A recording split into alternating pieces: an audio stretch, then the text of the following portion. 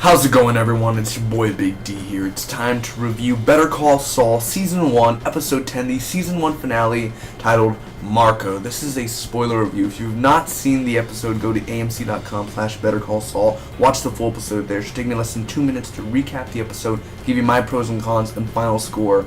And I will overall review Season 1 as a whole, but, you know, within the coming weeks. I know it took me over like 5 weeks to get to this season finale episode, but I got to it.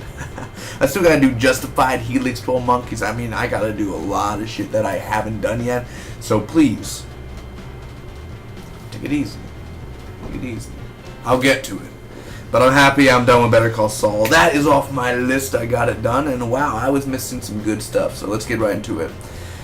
Slippin' Jimmy, man. The flashback where he's talking to Marco in a bar, basically when Jimmy had his long hair, and basically he says he's gonna grow up. It's time to grow up and move on, and they leave off on bad terms, him and Marco.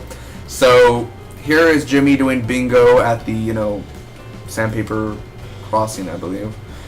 And he's talking about the Chicago sunroof and how he's soft-served, how he, basically took a dump, and this guy, he didn't like his car, and his kids were in the back, and now he's like a sex offender. It's so weird. And it kept on saying B in the bingo, like B12, B7, B5, B2, B8. God damn it, just really kept on doing it. It was so well done. It makes me laugh. I love that part. Anyway, he visits Marco in Chicago in the present day, and JFK is talking about a coin, like they're gonna go back to conning, so they go to con people, like you buy, I sell, and he's the JFK, and they just act it out, man, and I love it so much how they do, because it's so believable. For some reason, it's so, like, I was getting conned by it, dude. I was like, yeah, I'd probably get that coin too. And then they show the guy gets the coin and the money, and they're basically conning people, montage of conning and conning and conning and conning and conning. I'll tell you, but you're gonna have to keep it a secret. And basically, he slept with these, women who were well proportioned, and she was like, "You're not Kevin Costner." Man, the old Kevin Costner, man. I love myself some Kevin Costner. The Bodyguard, man. You be my Whitney Houston, and I'll be your Kevin Costner. So he has to go back to his clients, basically, and Marco is like, wait, one more, man. Remember the Rolex part, the alley and everything? He wants to do that one more time. And basically, Marco dies when they're doing the whole scam thing with this guy, and he gets his money, the guy in the wallet, and he runs, and he's like, literally, holy shit, Marco, are you okay? And he's like, his last words were like, Jimmy, this was the best week of my life. And then he died, and it was really, I was crying, but I kind of wish Jimmy had a little bit more like, no, but he did have it where I was crying still, but I wish it was more dramatic in a way. But what are you going to do? So the funeral happens, and Jimmy is not going to let nothing stop him no more, basically, where he was saying, like, he was questioning himself to Mike, like, why did we not keep the money in the first place in the beginning of the season? So it's never going to stop me again, basically. Like, he's not going to stop, and then Smoke on the Water plays at the end. And that's the season finale, man. What did I think about this episode overall? With my pros, the character Marco himself is a very interesting and complex character when you think about it, on how you think this is a regular fat Joe, man. Doesn't do much, man. He's not going to be a big character. He's a very big character and a big part of Jimmy's storyline. This is the origins of Jimmy, man. I mean, it's all good, man. I mean, Marco himself is just freaking awesome. And the acting in this episode, believable. I was getting conned myself. I'm not lying. I was like, dude, is this going to get, like, an Emmy nomination or something for this acting? The acting is phenomenal.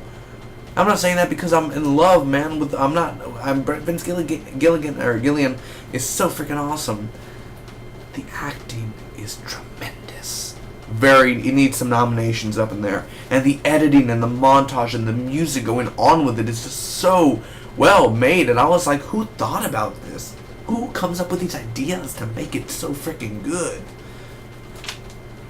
Kind of losing myself there. The writing and the directing and the opening and the whole Kevin Costner joke and just everywhere with that went so well done. It didn't feel like a season finale episode, though. I'm going to be honest. It felt like this was an episode 8 or 9 episode, because it didn't really focus on a lot of characters except Jimmy and Marco, really. Let's be honest. My cons is the ending. I wasn't a huge fan of the ending. Like, I was like, I have to wait a whole year for Better Call Saul, and you end it like that. Like, it's not even a good ending where I'm like, I'm not saying it's a bad ending, I'm just saying it's not a season finale ending, really.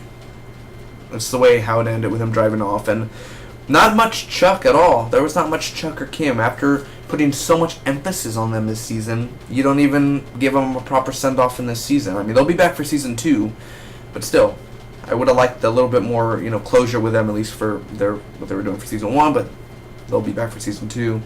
And there are some predictable scenes, like when Marco kept on doing that, I was kind of like, oh, he's going to die, isn't he? Yeah, he's probably going to die. So I was like, I wasn't surprised. I was like, he's going to die. And also, there's not much Mike. Like, you should focus Mike a lot, and then you only show him for one scene in this episode. I mean, why didn't you show a little bit more Mike? Overall, I'm going to give this episode a solid A 9.40 out of a 10. It's a great season finale. Again, I don't really a big fan of the ending, but overall, the concept of it and the acting and the writing and the montage and just the way it's all portrayed and written and extended out. It's a damn masterpiece, this whole season. Thank you guys so much for watching. I hope all of you enjoyed. Comment down below, let me know what did you think about this Better Call Saul season finale. And I am confirming that I will be reviewing season 2 in 2016 when it arrives. I will be reviewing season 2, so I'll be back, baby, man. I'm going to be doing some more Better Call Saul. If I know I've done a long break from Better Call Saul, but I promise next year that I will be doing it week after week after week. I'll keep my best up, guys, as much as I can. But I want to thank all of you for sticking around. If you have, or if you've seen these reviews over and over, I mean, about 10 hours and 10 videos of Better Call Saul, I'd like to thank all of you for watching and supporting, and it's so amazing. And I really do enjoy Bob Odenkirk's performance. He's phenomenal, man. So until next time, I hope all of you enjoy. You guys have a safe summer. Other TV shows I'm reviewing this summer: Halt and Catch Fire, The Last Ship, Falling Skies, The Strain, and much, much more. You guys hold on. It's going to be a very bumpy ride and a very long one after weeks of not reviewing. I'll review. Until next time, Spock be with you always. Better Call Saul.